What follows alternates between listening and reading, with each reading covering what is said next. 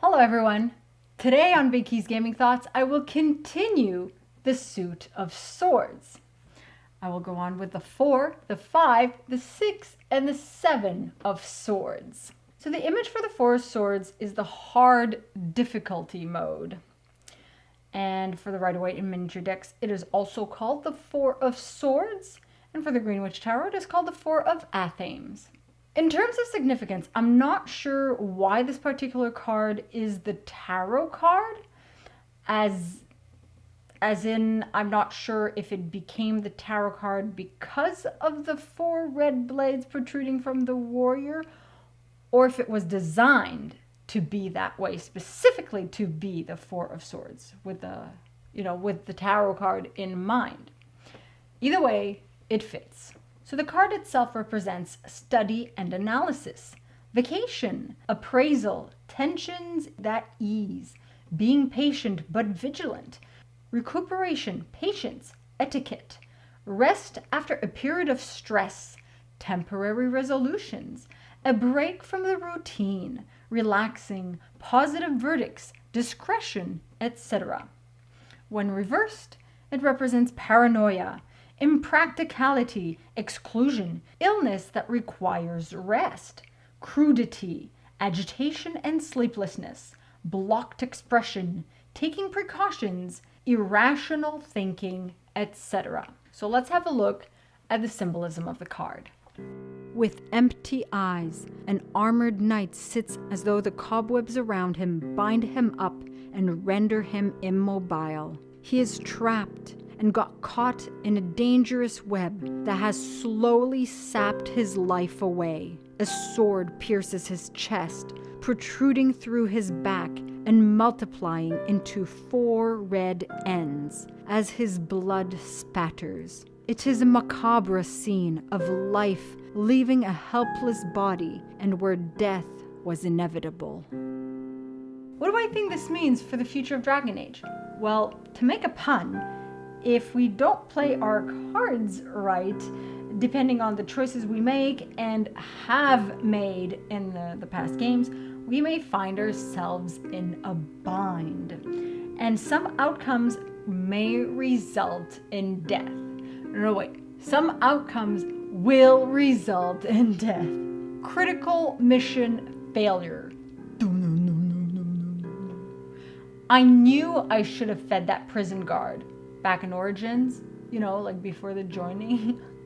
We never know which choices will have repercussions, So, yeah. Thank goodness for the Dragon Age Keep.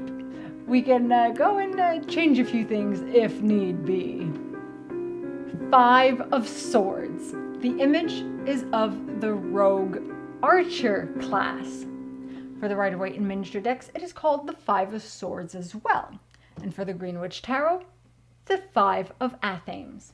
In terms of significance, I don't know if you guys noticed this, but oftentimes, if the Inquisitor is an archer, and with some of the archer companions in some cutscenes, we see 5 arrows sticking out of the quiver. So sometimes it's more, but often I count 5. It could just be the angle, but it could also be relevant to the card. I find it quite funny either way. The card itself represents fallout, not the game. Defeat, a need for self-confidence, dominance by others or oneself over others, personal courage that is required, facing one's own limitations, forcefulness to achieve goals, grudges, facing adversaries, slander and rumor, etc. When reversed, the card represents cessation of hostility, vacillation, coming clean, empty gains, deceits that are exposed, honest declarations, stagnation from fear of defeat, detachment, caution, facing a wrongdoing, etc. So it's a little bit better, than most cards when reversed. So let's have a look at the image, the symbolism of the image. 5 arrows of rich yellow light the scene, where darkness of night and red of blood prevail. The archer defends his rights and strikes at his enemies from afar, preparing many arrows to fly to their target. Clad in black, he wears a mask, hiding his identity. Hooded, he operates from the shadows, yet a moon within a diamond light up his path as raindrops fall like arrows upon the ground. When his arrows take flight, he will end a life. It is the earthly being which will join the spirits in their realm, as symbolized with the white moon and lozenge, as it depicts the unity between the earth and the heavens. His deceitful arrows also point southwards and towards the earth. He has not yet taken aim. Clarity is required for this execution of action. What do I think this means for the future of Dragon Age? Before we can decide a path to take, a choice to make, we need clarity and understanding. We need to understand all that's involved. It's important to keep all that in mind when weighing our options. Seeing as there are more symbols of life and death, earth and the heavens, it's more clues of Thedas, the earth, and the Fade, the dream world, their heavens, the spirit world, possibly coming together. 6 of Swords. The image is of the warrior dual-handed class. For the Rider-Waite in miniature decks, it is also called the 6 of Swords, and for the Greenwich Tarot, it is called the 6 of Athames. In terms of significance, I suppose in order to wield a weapon with both hands, a weapon so big and heavy, you need the strength of 6 warriors. I mean, just look at Iron Bull. You could fit 6 Lavalands in there, you know, just to make up one Iron Bull. Seriously. So the card itself represents improvements, a positive attitude, steady progress, sorting things out, congenial atmosphere, synthesis, a tranquil journey, not a journey of a tranquil, new opportunities, success from a sacrifice or after worries, exactness, specialists, adequate advice, etc. When reversed, the card represents stagnation and blockage, narrow-mindedness, turmoil, delays, an inability to get away from problems, a lack of understanding, a need to handle turbulent situations, arrogance, selfishness, etc. So let's have a look at the symbolism of the card itself. With plaid patterns, the warrior stands upright, holding with both hands an axe of orange and browns made up of arrows pointing towards the sky. The earthly colors are associated with fall, the season, but they are also a warning for on whomever the axe might fall. The warrior is also guarded, shielded by the great axe. A circle of white appears again, another full moon, a symbol of strength. Upon the warrior's armor, we see a dragon's claws, 2 water drops, and a star. The star is symbolic of the elements, the water drops of the flow of life, the dragon's claw, the grasp for power, let alone that this age is named dragon. A red diagonal bar tells us that such power and/or these dragons are not permitted, and the warrior is there to slay whomever may trespass into protected lands. What do I think this means for the future of Dragon Age? Well, things are looking up, despite it seeming grim, and things are building up.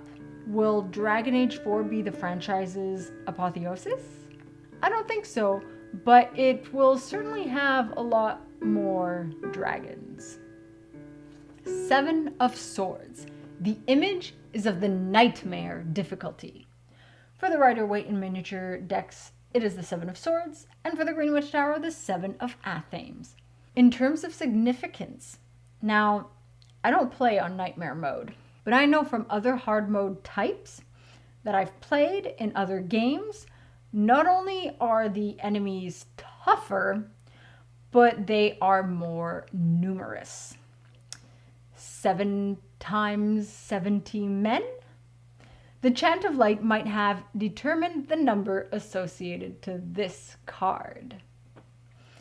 The card itself represents self-confidence, individuality, and uniqueness, using strategy and creativity, new plans, fortitude, cunning, guile, original thinking, going against the flow, disarming opponents with mental skills, etc.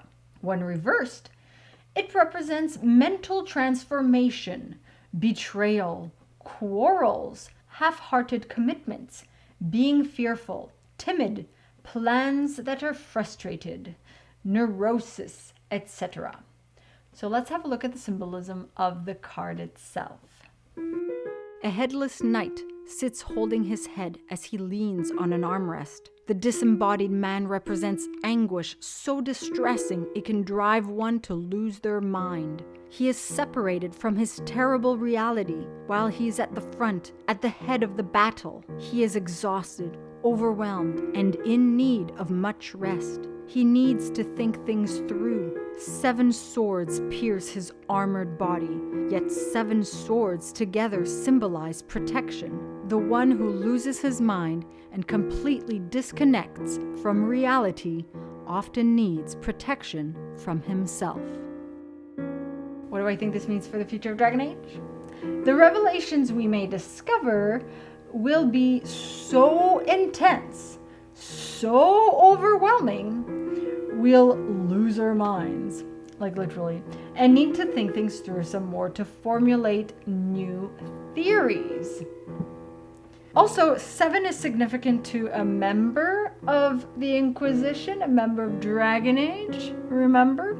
Seeker of truth, one who protects. So 7 swords piercing a body is like 7 times the shaking revelations. So, or maybe 7 truths? If 7 Evanuris, who are locked up in the Fade, are freed all of a sudden and come down onto Thedas, that would be nightmare difficulty? I think so. Anyway, just saying. On that note, I will end this video and I will continue more of the Suit of Swords in future videos. In the description below, I have all the links to the decks mentioned in this video, plus the books I used to determine what the cards represent. The Path of the Fool by Michael Sarian, and The Green Witch Tarot Companion by Anne Mora. Throughout the week, I'll be publishing the music that was heard in this video, and the usual: like, subscribe, share, everything else, follow, you know the drill. And I'll see you all soon. Masaranas.